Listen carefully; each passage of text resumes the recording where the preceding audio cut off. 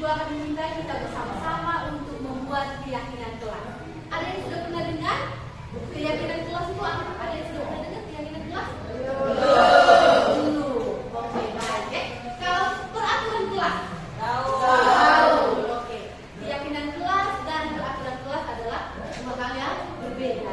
Kalau keyakinan kelas itu adalah nilai-nilai yang kita ambil berdasarkan dari peraturan-peraturan kelas yang sudah ada. Oke? Nanti kita sama-sama lihat prosesnya waktu kita akan membuat keyakinan kelas. Nah, sekarang Ibu mau tanya dulu. Siapa yang bisa kasih contoh peraturan kelas? Apa saja peraturan kelas? Ya, silakan. Berdoa sebelum dan sesudah pelajaran. Ada yang lain? Silakan. Jangan menyela pembicara teman. Masih ada yang lain? Silakan. Tidak membuang sampah sembarangan. Nah, itu adalah contoh-contoh dari peraturan kelas. Nah, peraturan ini akan saling terkait dengan hukuman dan konsekuensi. Jika kita tidak menjalankan peraturan kelas dengan baik, maka kita akan menghadapkan dengan konsekuensi dan hukuman. Sedangkan kalau keyakinan kelas adalah nilai-nilai kebajikan yang kita yakini bersama untuk kita lakukan sehari-hari. Oke? Itu perbedaan antara keyakinan kelas dengan peraturan kelas. Oke, untuk tidak memperpanjang waktu, Ibu akan meminta kalian menuliskan setiap anak satu peraturan kelas yang kalian tahu pada sticky note yang akan Ibu bagikan. Tolong tulis setiap anak satu peraturan kelas.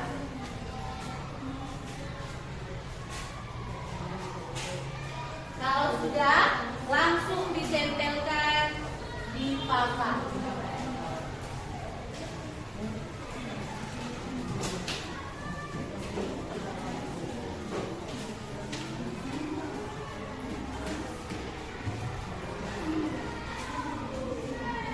Yang sudah bisa langsung ditempelkan di papan.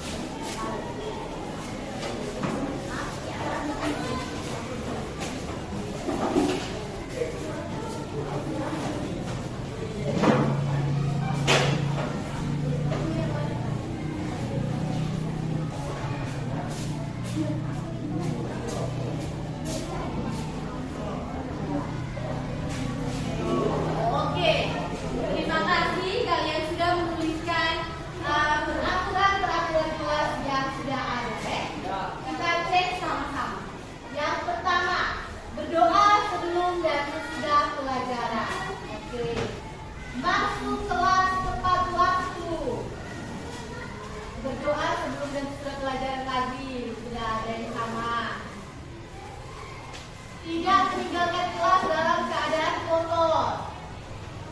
Jangan membuang sampah sembarangan. Hampir sama ya? Jadi tidak makan selama jam pembelajaran berlangsung. Tidak mengeluarkan kata-kata kotor. Tidak makan sama tidak membuang sampah. Masuk kelas tepat waktu. Menjaga ketenangan kelas.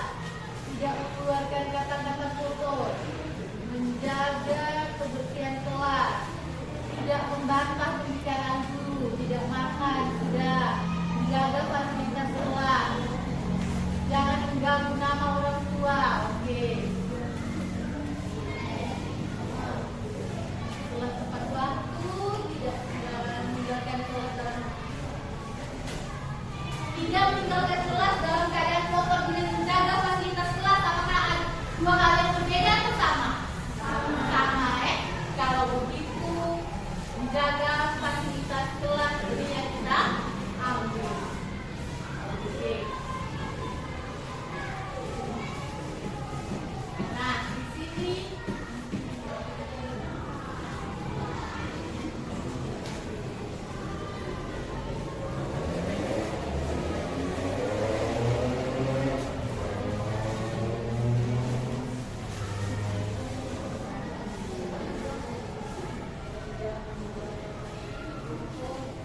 jangan menyela pembicaraan teman. Di sini ada teman, di sini ada guru dan teman, oke? Oke, di sini sudah ada 11 peraturan kelas, ya. Nah, keyakinan kelas, membuat keyakinan kelas, semua peraturan kelas itu harus berbentuk kalimat positif. Dari peraturan-peraturan kelas yang ada ini kan masih ada ya apa? Dalam kalimat negatif. Oleh sebab itu kita harus berubahnya dalam kalimat positif.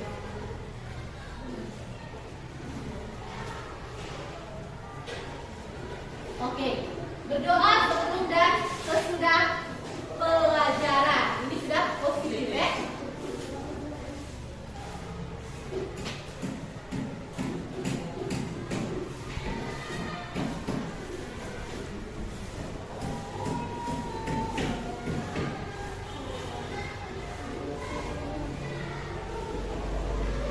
Yang berikut, tidak makan dalam kelas.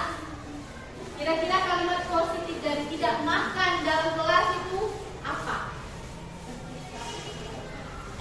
Tertib saat pembelajaran. Oke, bisa ya.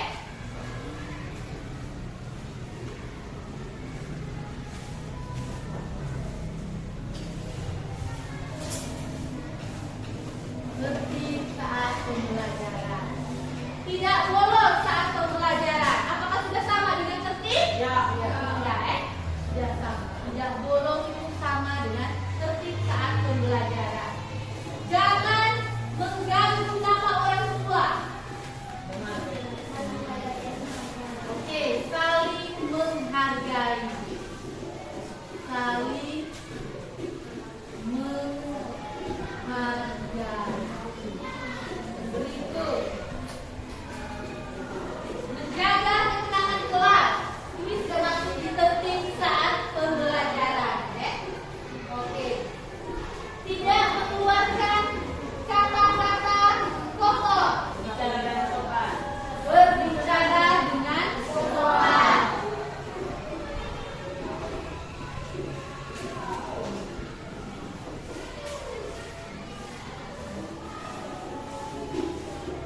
Tidak makan selama jam pembelajaran berlangsung. Ini tertib saat pembelajaran. Menjaga fasilitas kelas. Ini belum disebut, ya.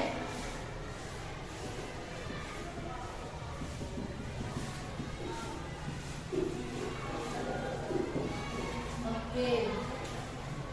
Tidak mengeluarkan kata-kata kotor. Apa? Sudah, ya, berbicara dengan sopan. Tidak makan selama pembelajaran berlangsung juga. Tertib saat pembelajaran. Tidak membantah. Pembicaraan itu sudah saling menghargai. Oke. Nah, tadi sebelum kita memulai keyakinan kelas, Ibu sudah sampaikan sebelumnya bahwa keyakinan kelas adalah nilai-nilai kebajikan yang kita ambil dari peraturan-peraturan kelas yang sudah ada. Oke, jadi dari ada 2, 4, 5. Ada 5 kalimat positif dari peraturan kelas yang sudah kita temukan di sini. Kita akan masukkan menjadi keyakinan kelas.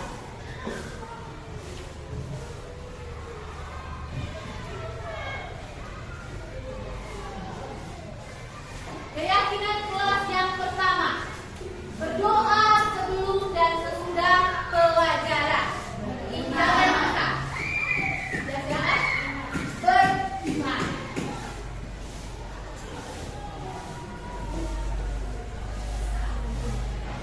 Yang kedua, tertib saat pembelajaran. Nilai apa? Disiplin. Disiplin bisa, tertib bisa.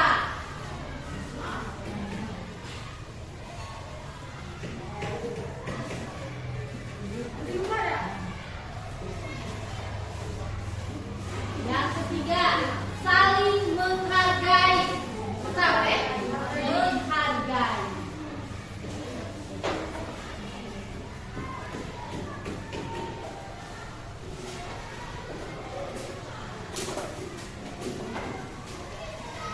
Yang keempat, berbicara dengan sopan, sopan santun.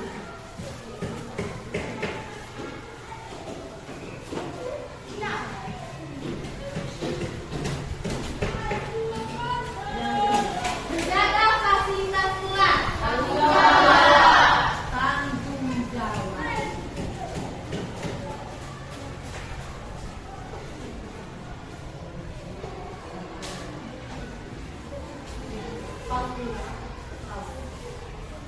Baik anak-anak, kita sudah melewati rangkaian tahapan-tahapan untuk membuat keyakinan kelas. Dari peraturan kelas, berubah peraturan kelas yang masih bersifat kalimat negatif menjadi kalimat yang positif. Kemudian kita menemukan nilai-nilai kebajikan yang menjadi keyakinan kelas kita bersama. Sekarang kita baca bersama-sama ya. 1, 2, 3. Beriman, disiplin, menghargai, sopan santun, tanggung jawab. Ada 5 keyakinan kelas. Apakah kalian semua setuju dengan kelima butir keyakinan kelas yang telah kita buat ini? Apakah kalian semua sepakat untuk terus menjalankan atau terus mengamalkan nilai-nilai keyakinan kelas yang ada? Sepakat berarti tingkah laku kita atau perbuatan kita baik di sekolah maupun di lingkungan masyarakat harus sesuai dengan keyakinan kelas yang sudah kita punya ini. Bisa jadi? Bisa. Bisa? Bisa. Berarti semua sudah setuju dan semua sudah sepakat untuk menjalankan keyakinan kelas yang sudah kita buat. Ibu minta satu-satu dari kalian untuk maju dan menandatangani keyakinan kelas yang sudah ada ini. Mulai dari sini. Apa biasa?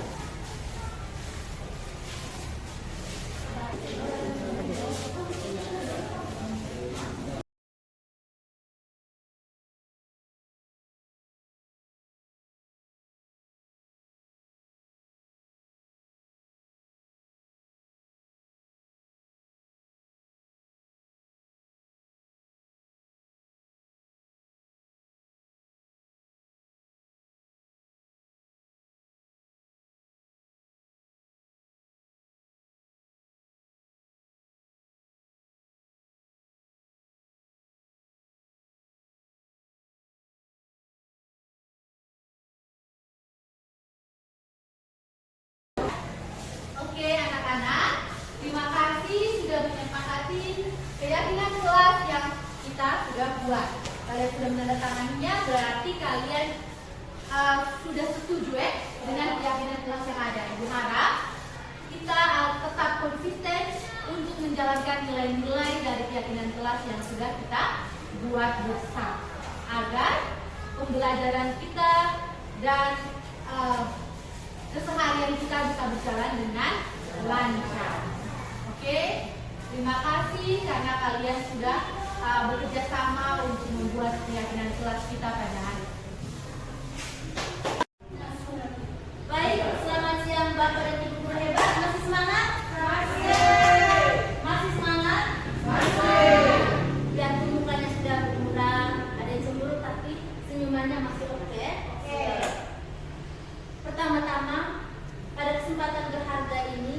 kami mengucapkan terima kasih kepada Bapak dan Ibu guru yang sudah meluangkan waktunya di tengah kesibukan untuk mengikuti kegiatan sosialisasi berkaitan dengan penyebaran pemahaman tentang budaya positif bersama narasumber kita yang tentunya sudah berada di hadapan kita dan semuanya pasti sudah mengenalnya ya.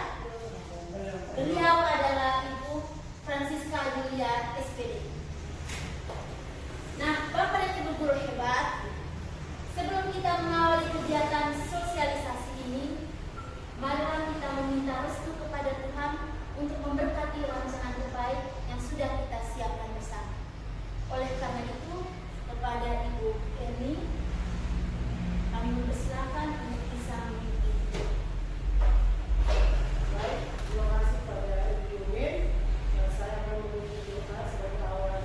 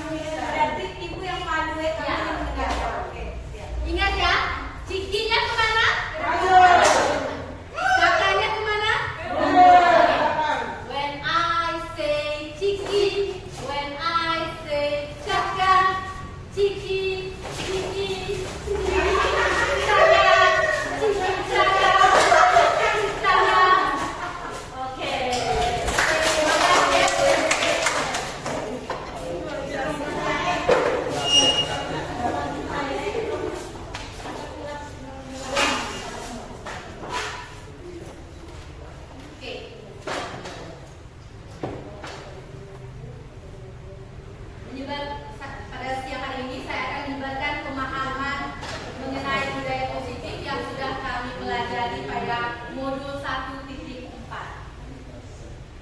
Konsep inti budaya positif di sini ada 8 konsep inti. Yang pertama adalah perubahan paradigma positif. Yang kedua, disiplin positif, nilai-nilai kebajikan, motivasi perilaku manusia, keyakinan jelas, kebutuhan dasar manusia, posisi kontrol tubuh, dan yang terakhir segitiga restitusi. Oke. Pembelajaran dengan paradigma baru.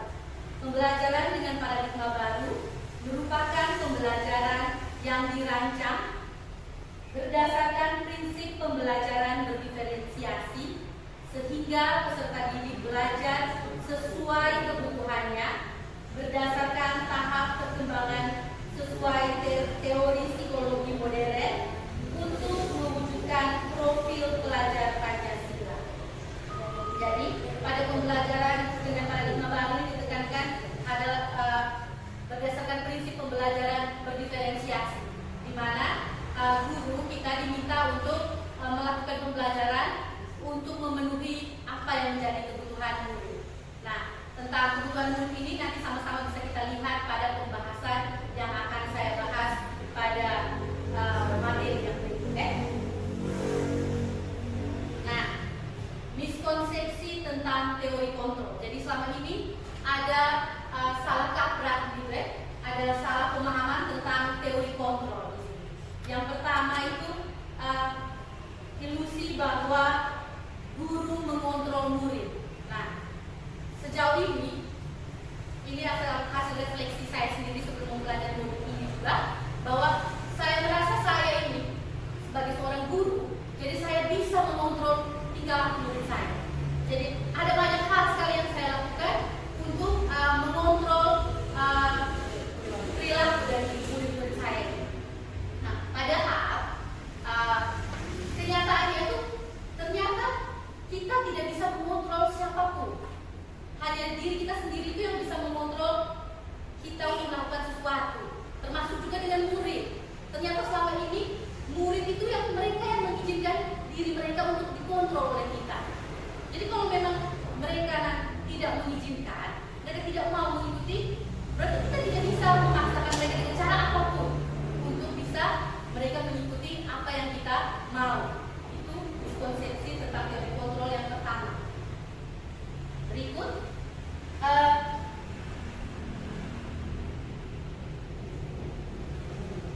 ilusi bahwa kritik dan membuat orang merasa bersalah dapat menguatkan karakter. Bagaimana Bapak Ibu? Apakah selama ini kita juga pernah melakukan kritik atau membuat peserta didik kita merasa bersalah? Pernah tidak? Sering ya? Mungkin kita merasa ketika kita melakukan kritik terhadap murid dan kita mencoba untuk membuat mereka merasa bersalah, kita yakini bahwa itu akan memperkuat mereka punya karakter. Padahal itu adalah hal yang salah sebenarnya. Sebenarnya itu tidak tepat.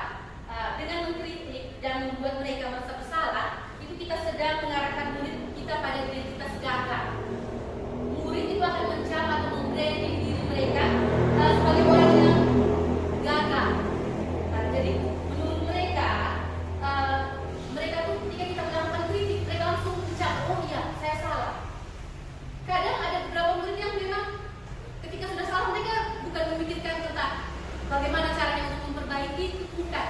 Tapi mereka langsung terlena dengan itu. Mereka langsung mencap dan mereka tidak akan berubah. Itu membuat mereka mengurangi rasa kepercayaan diri dari mereka. Jadi ketika kita mengkritik mereka atau membuat mereka merasa bersalah, itu mengurangi kepercayaan diri dari murid kita tersebut.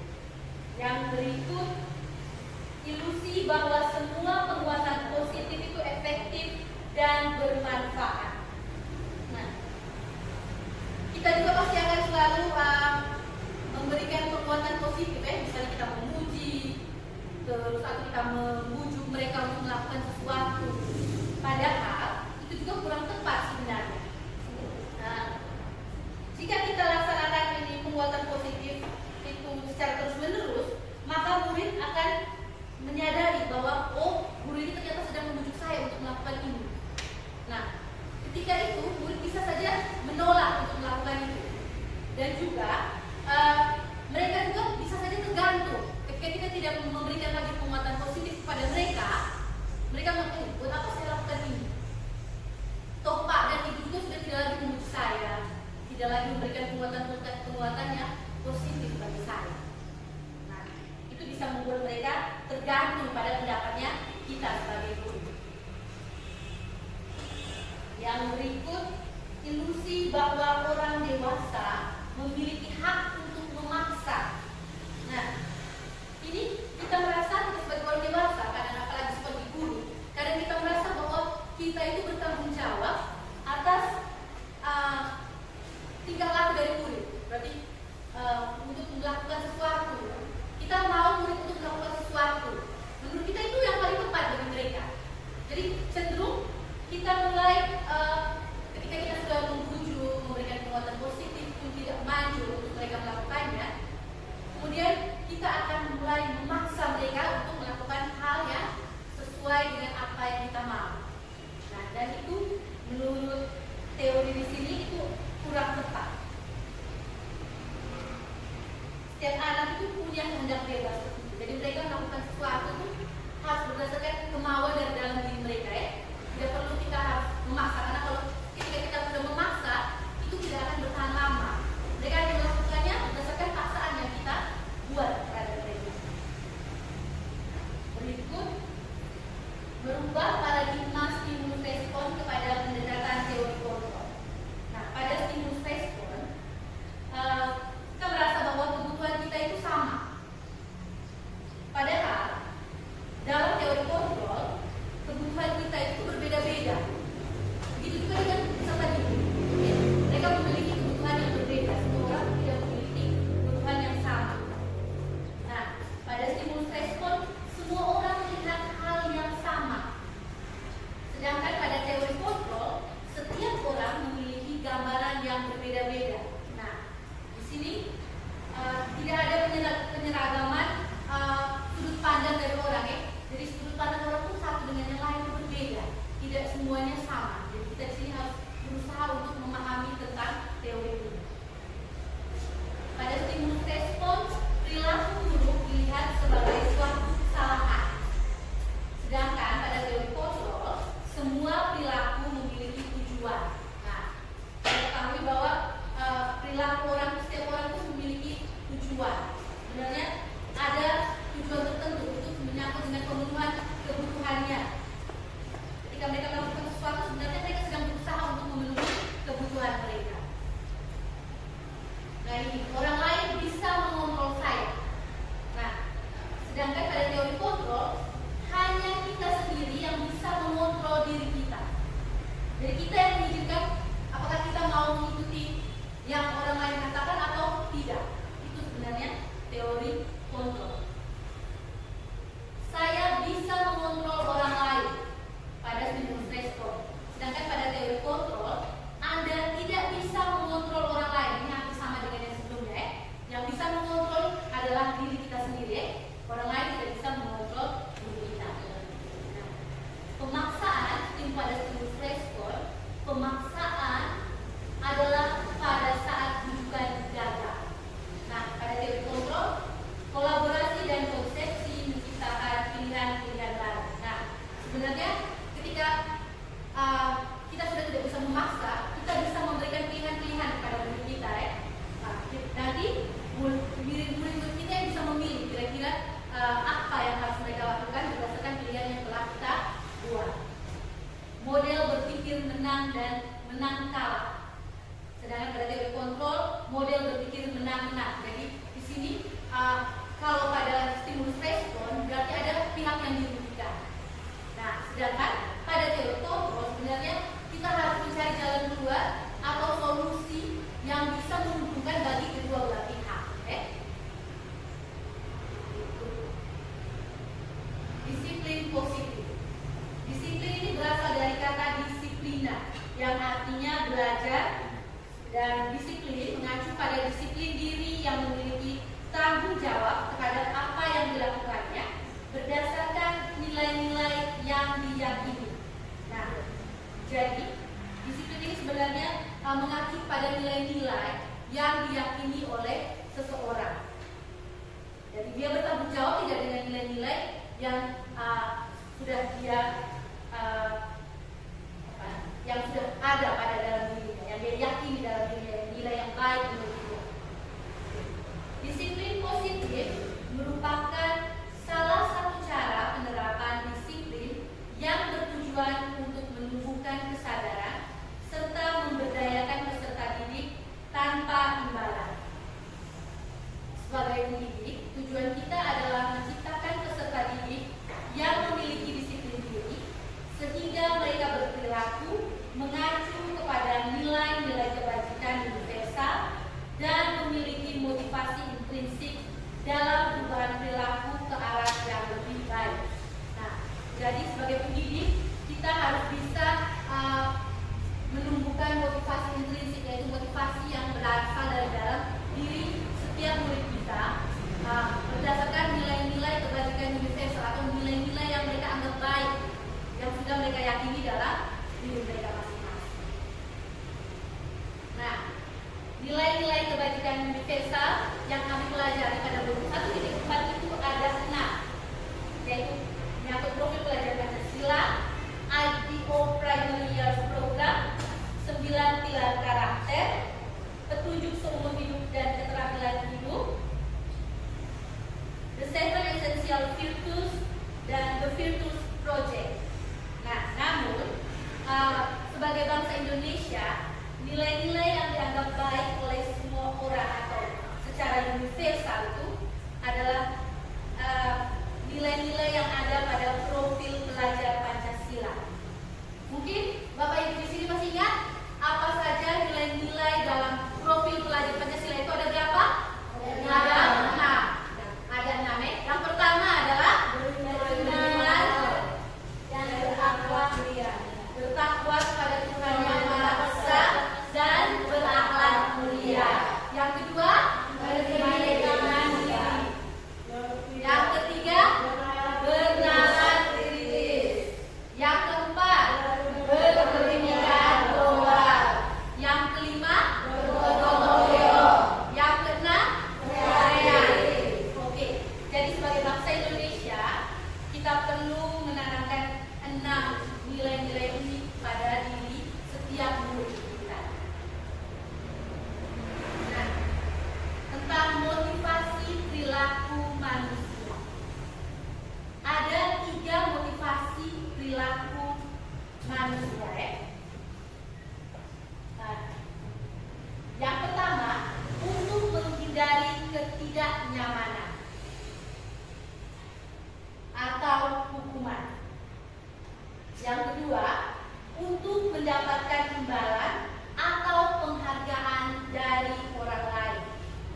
Yang ketiga, untuk menjadi orang yang mereka inginkan dan menghargai diri sendiri dengan nilai-nilai yang mereka percaya.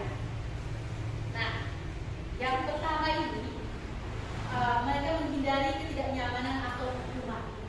Jadi motivasi perilaku manusia yang pertama itu sebenarnya motivasi yang datangnya dari luar atau motivasi ekstrinsik. Mengapa saya katakan demikian? Karena ini mereka hanya menghindari ketidaknyamanan dan hukuman. Contohnya itu seperti anak murid kita di sekolah, peserta kita di sekolah. Ketika mereka memiliki motivasi yang pertama ini, misalnya mereka datang ke sekolah tepat waktu. Sebenarnya mereka datang ke sekolah tepat waktu itu bukan karena kesadaran dalam diri mereka, tapi mereka sedang menghindari hukuman. Mereka takut kalau nanti saya tidak datang ke sekolah tepat waktu, nanti saya bisa dihukum oleh guru saya. Nah, ini sebenarnya adalah motivasi yang pertama. Dan motivasi ini sebenarnya tidak terlalu baik bagi peserta didik, karena ini sifatnya sementara saja. Karena mereka takut akan rasa ketidaknyamanan karena mereka dihukum atau mendapatkan hukuman. Yang kedua, untuk mendapatkan imbalan atau penghargaan dari orang lain. Nah, motivasi yang kedua juga itu peserta didik kita, ketika mereka memiliki motivasi yang kedua ini juga tidak terlalu bagus karena mereka fokus pada penghargaan dari orang lain. Mereka melakukan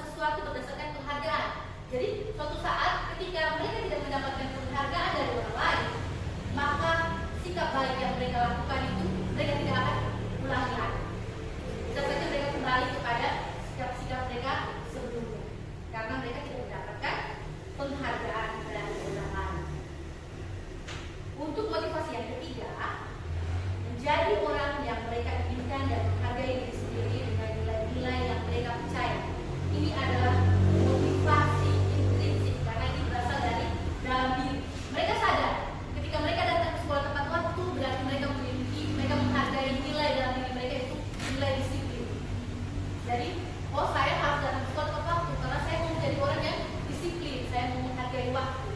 Nah, motivasi ini sangat tepat dalam peserta didik kita dan diterapkan dalam kehidupan peserta didik sehari-hari karena motivasi ini berasal dari dalam diri mereka. Maka mereka dengan sadar dan mereka dengan tahu dan mau untuk melakukan apa yang mereka anggap baik tersebut. Nah, berikutnya ada tentang hukuman versus konsekuensi. Baik, Bapak Ibu, saya akan membacakan situasinya atau kasusnya. Kemudian saya minta Bapak Ibu untuk menuliskan kira-kira situasi ini termasuk dengan hukuman atau termasuk konsekuensi, ya. Pak Ibu bisa bantu untuk perhatikan sejumlah kepada teman-teman guru. Yang pertama, mencatat 100 kali.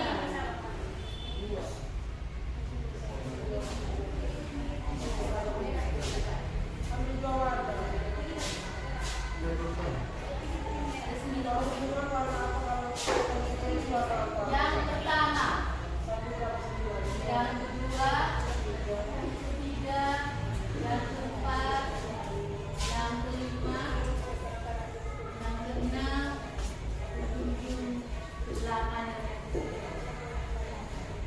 Oke, yang pertama, oke Bapak Ibu, mencatat 100 kali di dalam buku kalimat "saya tidak akan terlambat lagi karena terlambat ke sekolah". Yang merah hukuman, yang hijau konsekuensi. Oh ya, langsung tempel saja. Langsung mati. Oh ya, kalau yang menurut Bapak Ibu itu termasuk hukuman berarti merah. Kalau pernyataan yang pertama termasuk konsekuensi berarti kuning atau hijau.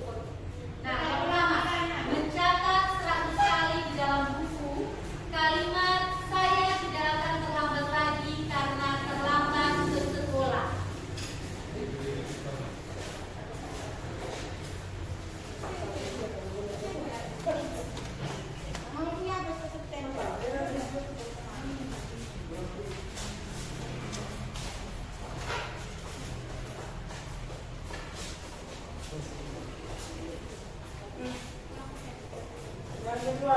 Yang kedua, lari mengelilingi lapangan basket 2 kali karena terlambat.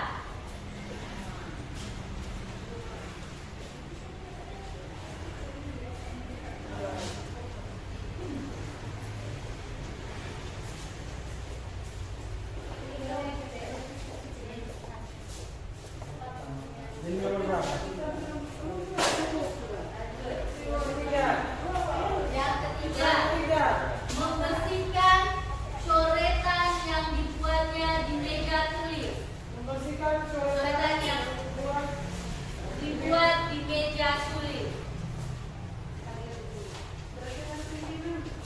Ya. Robek sana. Foto. Oke, yang ketiga sudah. Yang berikut. Yang keempat, murid diminta untuk push up 15 kali karena tidak menggunakan masker ke sekolah. Berikut. Dalam tulis sama baik. Kalau tidak berarti buat itu berarti. Yang kelima. Yang kelima, menggantikan kertas tugas teman yang telah dicoret-coret.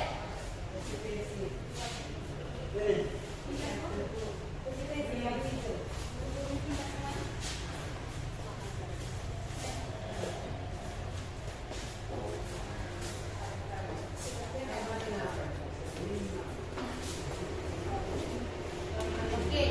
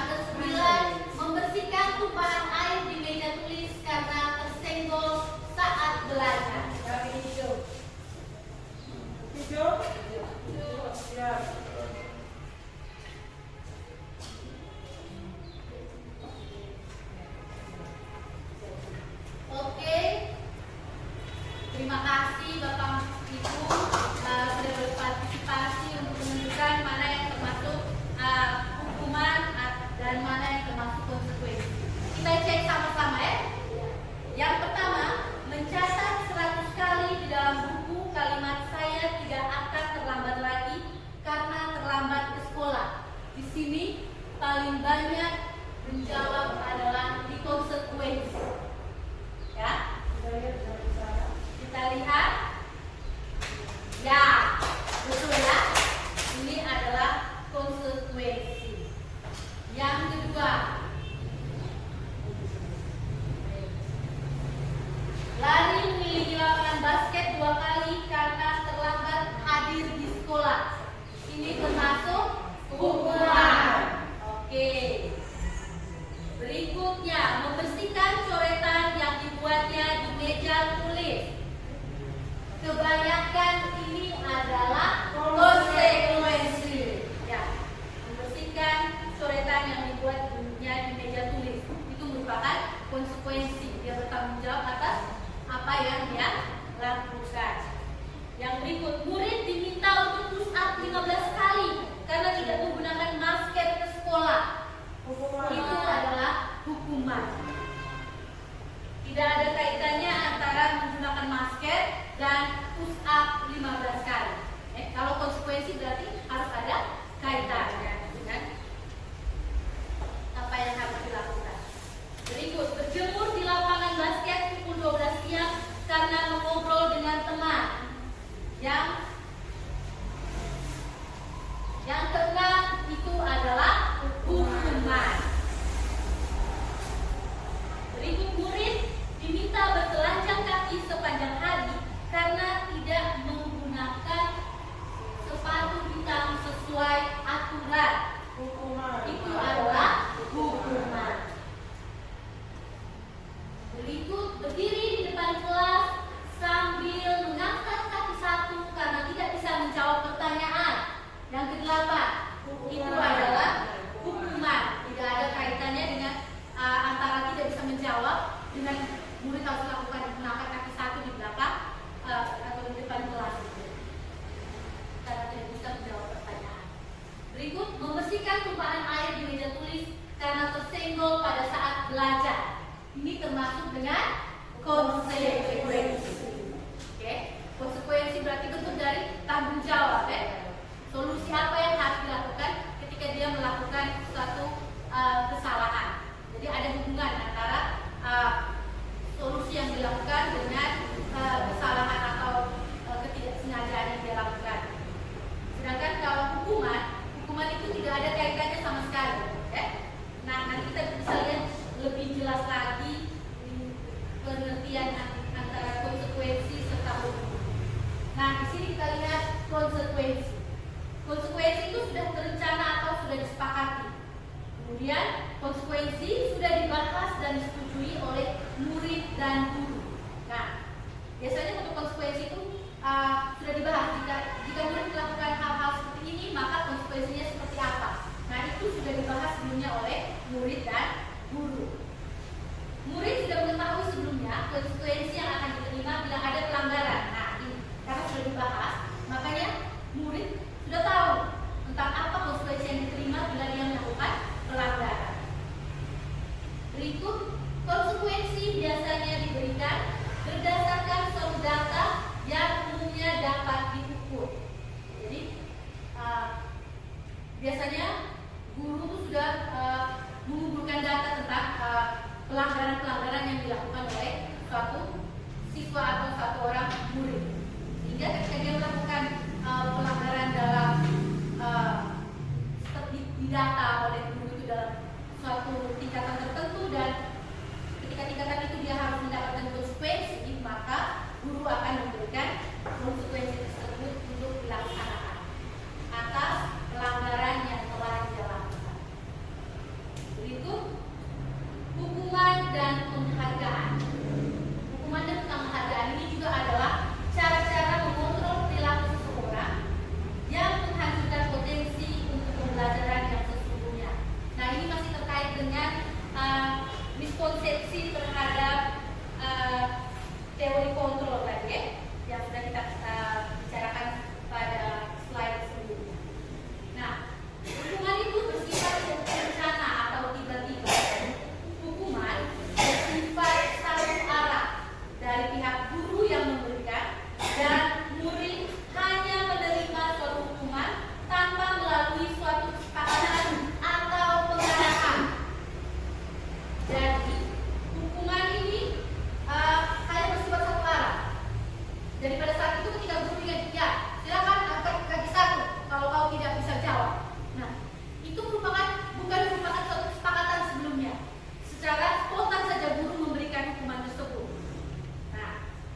Berikut, hukuman yang diberikan bisa berupa fisik maupun psikis. Murid atau anak disakiti oleh suatu perbuatan atau kata-kata. Nah, di sini guru bukan hanya menghukum atau memberikan menyuruh peserta didik untuk melakukan suatu tindakan agar mereka merasa terhukum, tapi juga dengan bahasa yang dikeluarkan, kalimat-kalimat yang dikeluarkan oleh seorang guru juga bisa membuat peserta didik merasa terhukum atau merasa tidak nyaman. Berikut penghargaan. Penghargaan itu bersifat tidak efektif dan bisa merusak hubungan, juga mengurangi ketepatan, menurunkan kualitas, serta mematikan kreativitas dan menghukum. Nah, ini sudah secara sebelumnya tadi, ketika seseorang tidak mendapatkan penghargaan dan orang lain mendapatkan penghargaan, maka ada muncul rasa tidak enak atau rasa kurang yang dialami oleh seseorang murid yang tidak mendapatkan penghargaan dari dunia. Berikut keyakinan kelas. Nah, keyakinan kelas bersifat lebih abstrak daripada peraturan yang lebih rinci dan konkret.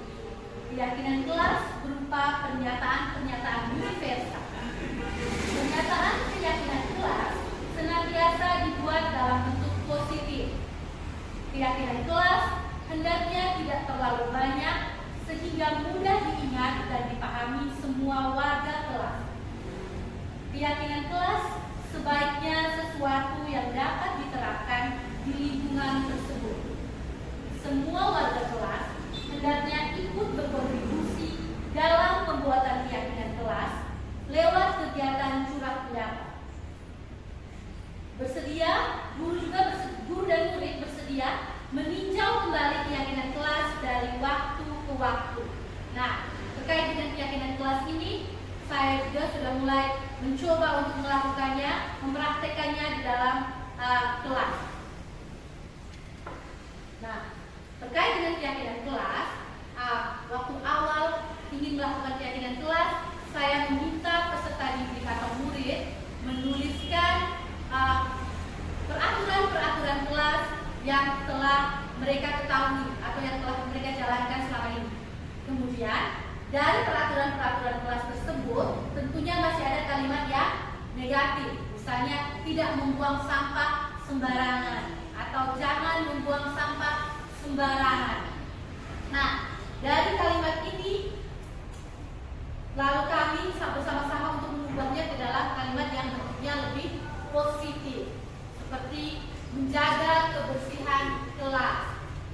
Nah, kemudian dari kalimat positif ini, kemudian kami mencoba bersama-sama untuk menemukan kira-kira nilai kebajikan apa yang ada pada menjaga kebersihan kelas ini.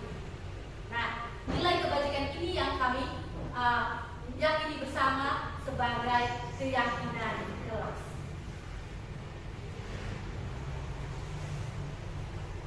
Berikut tentang kebutuhan dasar manusia.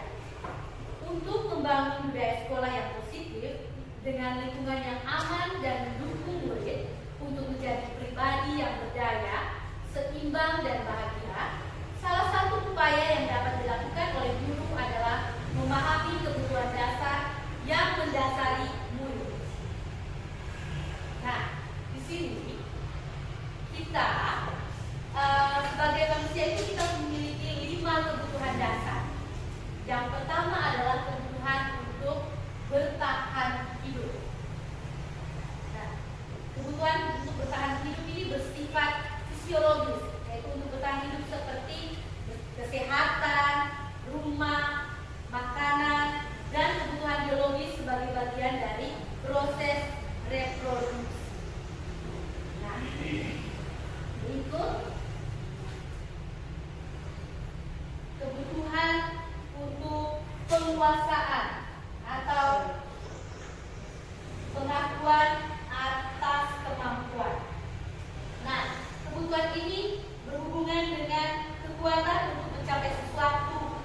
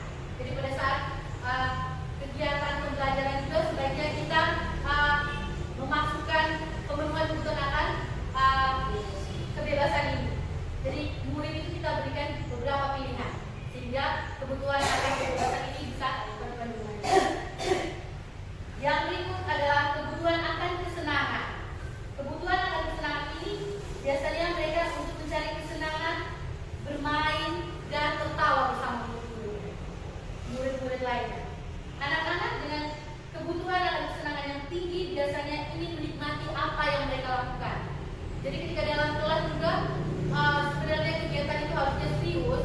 Kadang ada beberapa peserta didik yang mulai bermain-main. Sebenarnya di sini ada suatu kebutuhan dasar mereka yang berusaha untuk mereka penuhi. Mereka ingin bahagia, mereka ingin senang ketika melakukan pembelajaran tersebut.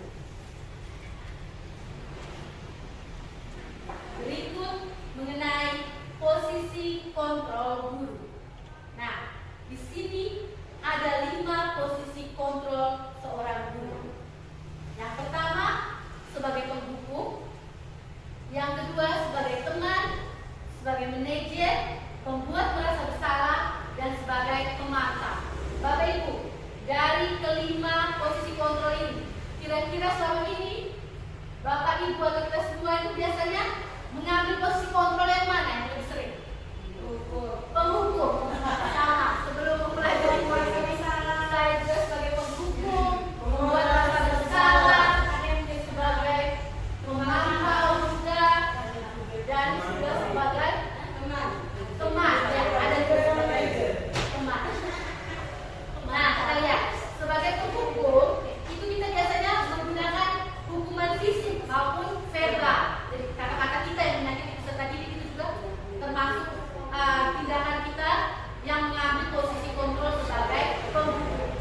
Berikut sebagai teman, kita tuh tidak menyakiti murid, namun akan tetap berusaha mengontrol murid melalui persuasi. Kita biasanya tolong kak buat ini kak, kamu tidak kasihan kan ini gitu kan?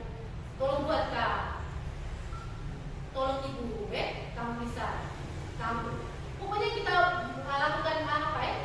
Rayuan, kita kalimat-kalimat yang persuasif supaya kita bisa memuji mereka. Pokoknya bagaimana caranya kita untuk mengambil hati murid-murid kita untuk mereka bisa melakukan apa yang kita inginkan. Berikut pembuat merasa bersalah. Kita walaupun kita dengan suara yang lembut, tapi misalnya kayak anak-anak ribut. Saya pernah buat pembuat merasa bersalah. Saya pernah ketika anak-anak ribut terus saya suruh mereka diam, terus saya bilang, coba kamu pikir sekarang orang tua kamu itu sedang buat apa? Mereka sedang sibuk bekerja untuk mencari uang untuk memenuhi kalian punya kebutuhan. Nah, ketika mereka mengingat orang tua, mereka kemudian merasa bersalah. Saya berpikir ini adalah tindakan yang tepat. Ketika mereka ingat orang tua, pasti mereka akan berubah. Mereka bisa lebih baik lagi dalam kelas. Ternyata itu salah. Itu membuat mereka merasa bersalah dan membuat mereka tidak nyaman. Nah, kemudian posisi pemantau. Nah, posisi pemantau ini biasanya berdasarkan pada peraturan-peraturan dan konsekuensi. Nah, jadi ketika ada anak murid yang terlambat atau yang tidak hadir tanpa keterangan, kita mulai, ya ini sudah satu kali kau buat ini. Nah, kau sudah terlambat yang ketiga kali. Nanti kalau sudah beberapa kalinya nanti ibu akan memberikan hukuman, atau ibu akan panggil orang tua. Nah, sebenarnya ini juga tidak terlalu bagus posisi kontrol ini juga tidak terlalu bagus bagi murid-murid kita. Nah, untuk posisi kontrol yang ada di tengah ini, saya sengaja menaruhnya di tengah, yaitu sebagai manajer. Nah, guru berbuat sesuatu bersama murid untuk mempersalahkan murid, mempertanggungjawabkan perilakunya, mendukung murid agar menemukan solusi atas permasalahannya sendiri. Nah, sebagai manajer, guru di sini bisa menuntun murid agar dapat bisa menyadari apa yang telah dia kesalahan yang telah dia lakukan, apa yang dia langgar. Kemudian sebagai guru juga kita bisa menuntun murid untuk bersama-sama menemukan solusi atas permasalahannya sendiri. Itu sebagai manajer. Dari 5 posisi kontrol guru ini, menurut Bapak ini yang paling tepat itu yang mana? Sebagai manajer. Agar kita bisa membuat peserta didik bertanggung jawab dan bisa menemukan solusi atas permasalahannya sendiri. Berikut yaitu tentang segi 3 restitusi. Dialog antara orang tua ataupun guru untuk menciptakan kondisi bagi murid agar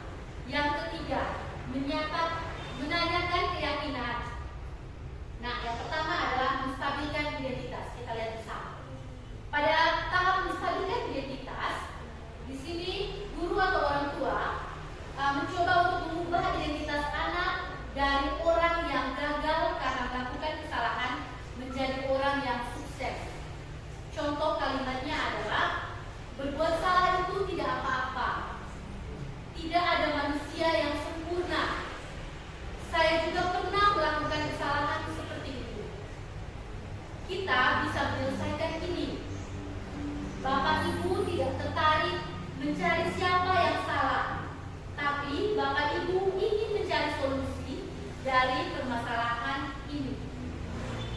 Kamu berhak merasa begitu. Jadi pada tahapan pertama ini kita tidak langsung menyalahkan peserta didik kita, tapi kita harus mencoba untuk menstabilkan dulu identitas mereka. Tahapan yang kedua adalah validasi tindakan yang salah.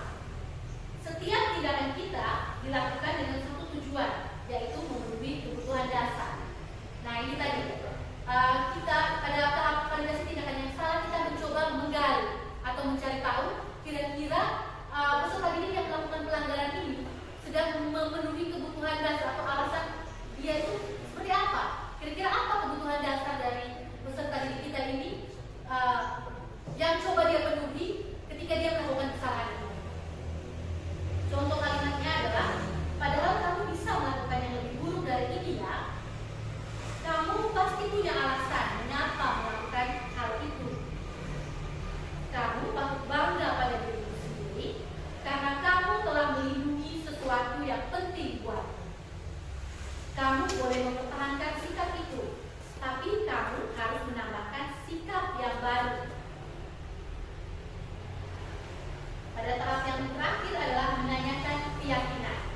Nah, pada tahap menanyakan keyakinan, sebagai guru atau orang tua, kita siap untuk menghubungkan dengan nilai-nilai yang dia percaya dan berpindah menjadi orang yang dia inginkan. Nah, jadi pada tahap yang terakhir ini, sebagai guru, kita mencoba menanyakan kepada peserta didik kita atau murid kita, kira-kira apa sebenarnya nilai yang ada pada dirinya, nilai kebajikan yang baik apa yang dia punya, dan apa yang sebenarnya harus dia lakukan berdasarkan dengan pelanggaran yang telah dia buat sebelumnya. Nah, contoh kalimatnya, apa yang kita percaya sebagai kelas atau keluarga? Apa nilai-nilai umum yang telah kita sepakati? Apa bayangan kita tentang kelas yang ideal? Kamu mau jadi orang yang seperti apa? Nah, ini adalah tahapan segitiga restitusi pada tahap menanyakan keyakinan. Baik Bapak Ibu,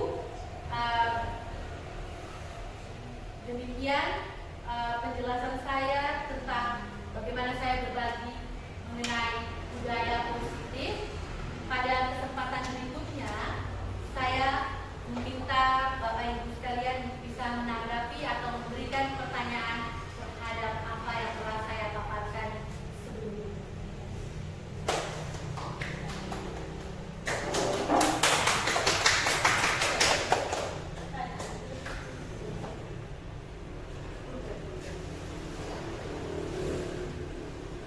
Oke, mungkin ada pertanyaan dari Bapak Ibu.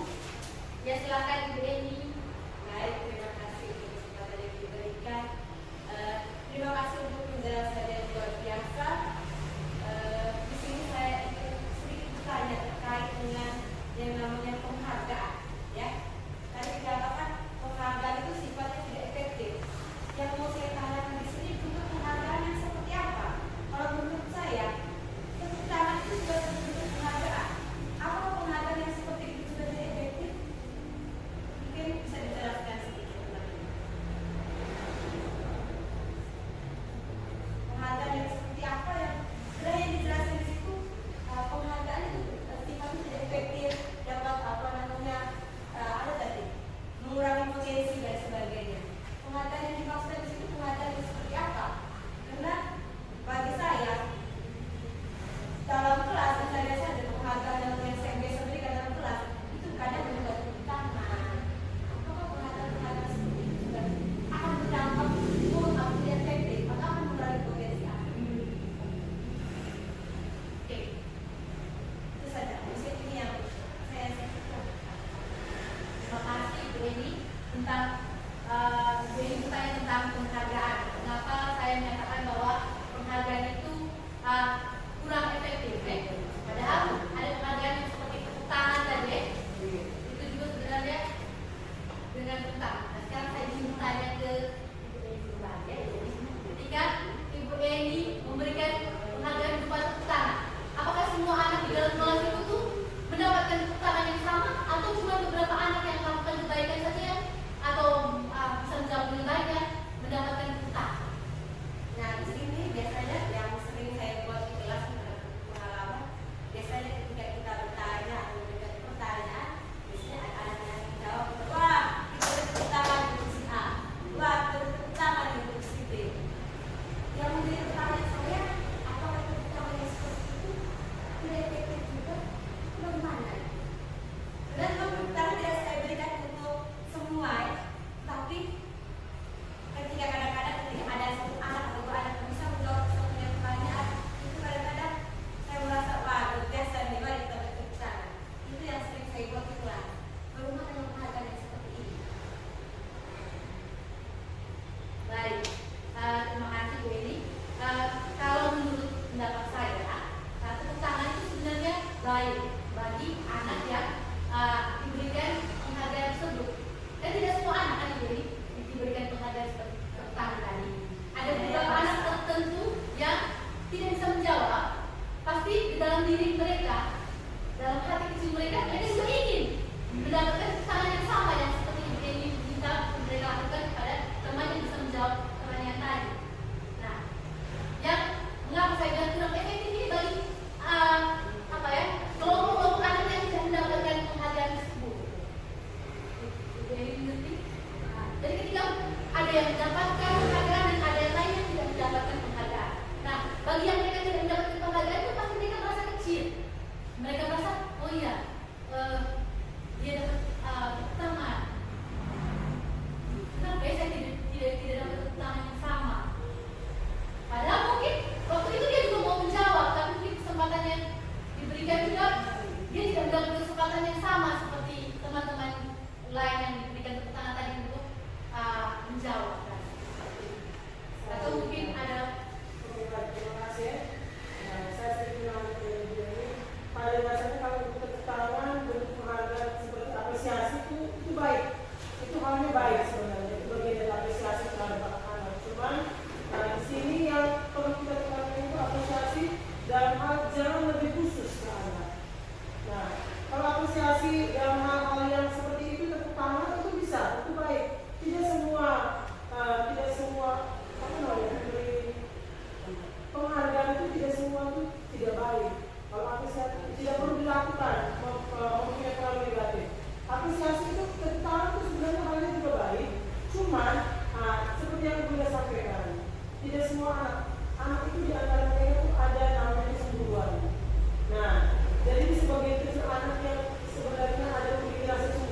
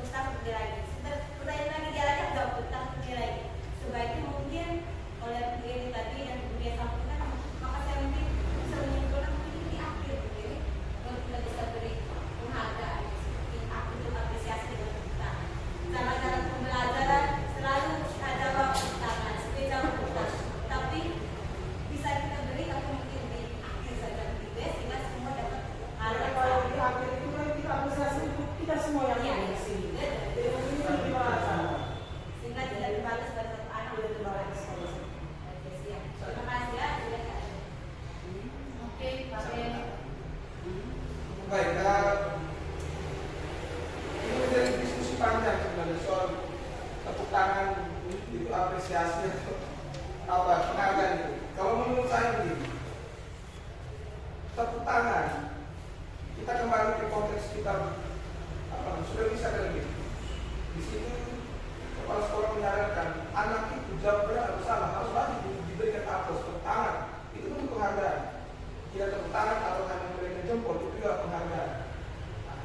Mungkin kalau menurut saya lebih kepada soal material itu yang mungkin tidak boleh. Kalau kau kasih penghargaan, kau jawab benar saya kasih kau bulan-bulan. Maka teman-teman lain akan mendapat bulan-bulan. Maka muncullah kecemburuan. Tetapi kalau hanya memberi apresiasi yang hanya tepuk tangan, itu kita beri kapan saja. Itu ke semua orang, itu semua pasti akan dapat kalau dia menjawab. Maka itu akan memunculkan motivasi itu. Oh saya harus bisa pada dia, saya dapat tepuk tangan. Bukan hanya untuk mendapatkan barang. Jadi mungkin hal material yang tidak boleh kita berikan. Tetapi kalau untuk apresiasi itu mungkin boleh. Mungkin dari saya itu.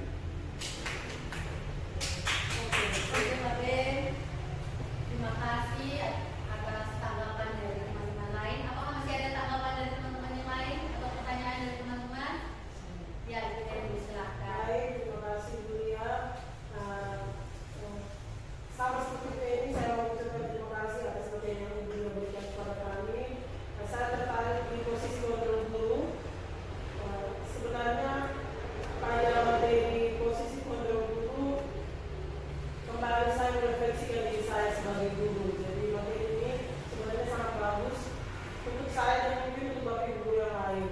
Jadi di posisi kontrol guru itu ada 5 dan untuk mencapai ke titik manajer itu butuh perjuangan ya. Kita butuh perjuangan, kita butuh konsekuensi yang kuat dan semuanya. Kita juga butuh kesabaran, banyak hal yang kita butuhkan. Dan hal itu yang sebenarnya masih kurang dalam diri saya, mungkin bapak ibu yang lain dan mungkin juga sama seperti saya. Jadi dengan materi yang diberikan Ibu Lia, dengan penjelasan yang diberikan Ibu Lia, saya mulai merefleksikan diri saya. Jadi sebelumnya saya lebih pada posisi pembuat rasa bersalah.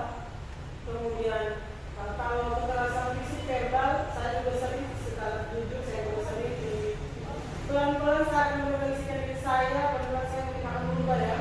Tidak bisa sekarang, kita bertahap. Jadi pelan-pelan saya akan mengubah, mungkin jangan bertemu manajer, mungkin sebagai teman juga kalau keseringan kadang anak kurang menghargai guru juga, tetapi dengan teman mungkin saya bisa belajar dulu sedikit-sedikit ya, baru bisa saya naik ke tingkat manajer. Terima kasih atas materi ini, luar biasa Ibu Lia, apresiasi untuk Ibu Lia ya. Terima kasih. Sekian dari saya. Masih ada tanggapan dari teman-teman lain?